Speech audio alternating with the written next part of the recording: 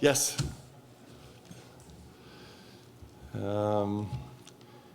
Congratulations to Colgate. Listen, they're not having their best season ever so far, but they're a championship pedigree team. They got a lot of pride. I like the way they play. They were terrific tonight, and so congratulations to them and their crew. And I was proud of the way our guys kind of responded. We had some weird energy. There was all kind of weirdness. The 17-0 was a little weird. I think it made it weirder, and then we got weird. But our guys rang the bell the way that they do, and I was really proud of them. Got good contributions from a bunch of guys, protected the ball really well, which was a point of emphasis for us. We finally got back over 33s. That's been really hard for us to do, but I was proud of that. And so some good things for us. Got some guys some minutes in different situations that they haven't had, so gave us a little chance to kind of adjust to the changing lineup a little bit, and it was a good night. Yeah, Mark, given your injuries at the guard situation, this looked like an opportune time to get Trent and Travis playing them. How did you think they did? Yeah, I mean, that's going to be a work in progress. They're super talented players. They're super talented players, and I thought they made solid contributions tonight. And it's hard, you kind of want to get them in the game when there's a real flow to it, and they weren't. Trent probably had a little bit of was in the game when there was a little bit of a better vibe. My favorite part of Trent Noah, and this is why I love him so much, is he's been in the game for a good, a minute and 7 seconds, I'm guessing, something like that. And he's standing right in front of me, and I'm like, punch it, throw it in the post. I'm yelling, punch it, and he shoots a three, and that's how I know he's going to be a big-time player. It was actually a really happy, joyful moment for us. He's been playing so well in practice for us, and he's been working so hard. He's really got no agenda other than to get better every day. And I thought he really gave us a boost. In fact, I think it maybe went 9 straight minutes, give or take. The staff was like, "We got to get him out of there. He's at 9." So, but it's good. I mean, this is how you grow as a team and as individuals. Coach, you've proven that you guys can get into an ugly game and come out the other side like you did against Gonzaga. How different, if at all, are those conversations in the huddle when things get ugly in a game like Colgate? Well, ideally they wouldn't be different, but today was more of a response to just the energy. We kind of talked about it in the locker room after. We're a energy monitoring, managing team. The energy on the floor is really important to us, and so we kind of were having that discussion through the game, trying to discover for ourselves, like, not just why the energy kind of got off. Like, I don't know if it was because of the 17-0, maybe it got off. Maybe it was because they made some really good shots. Maybe it was a little fatigue. Maybe it was the rotation difference. Maybe it was not having either of our point guards on the floor. Maybe it was just I don't know. Maybe usually it's all those things somehow, right? A little different lineups on the floor, but that's this game for us, and so we're trying to become like masters of energy, and games like this can help you learn a little bit more about yourself. Hopefully, they're helping us a little bit.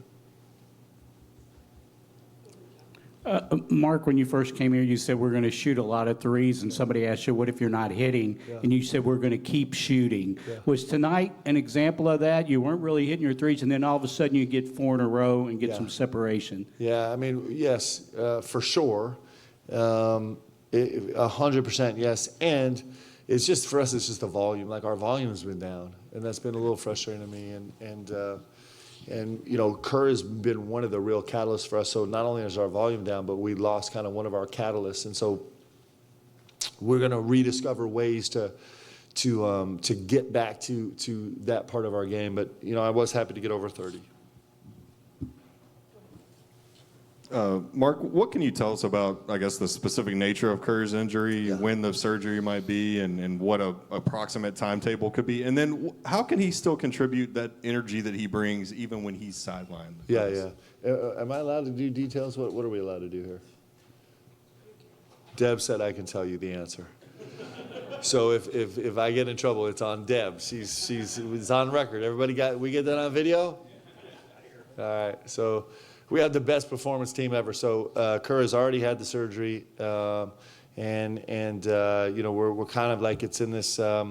You know, Vegas would say, you know, somewhere around this 6-week period. I'm saying like 10 days. We'll see how it goes. So he's so that's kind of the prognosis on his injury.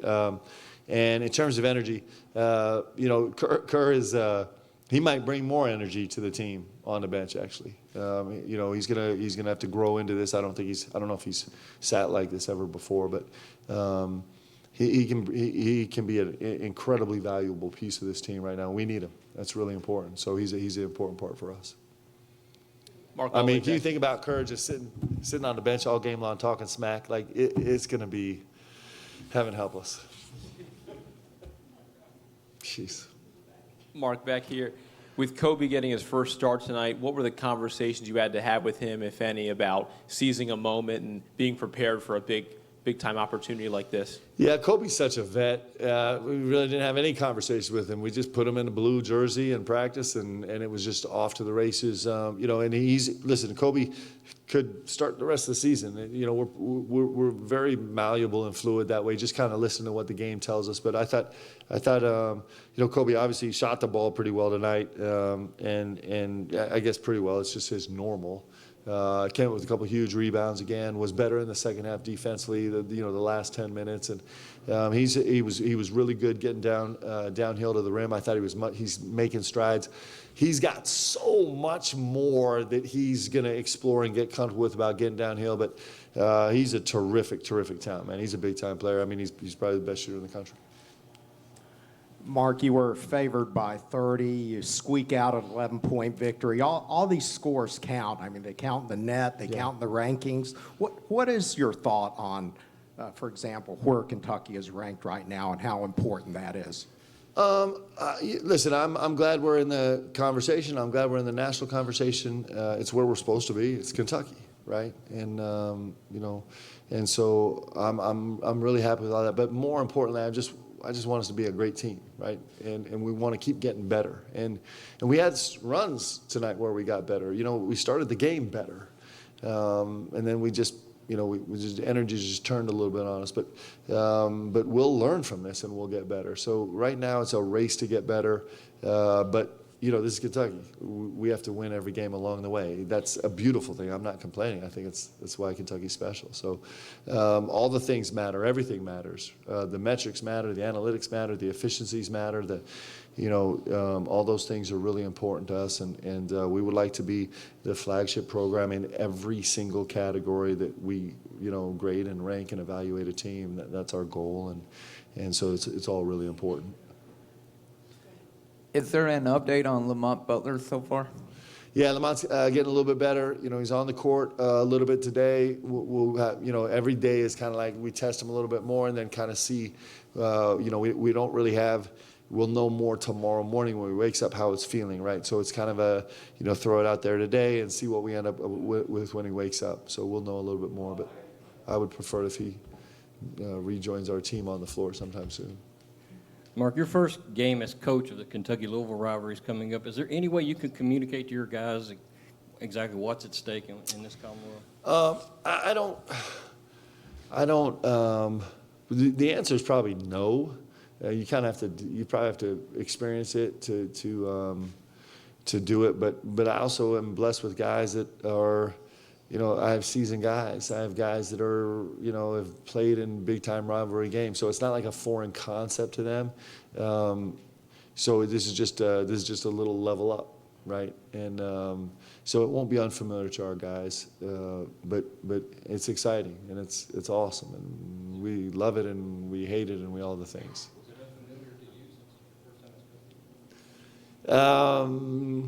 No.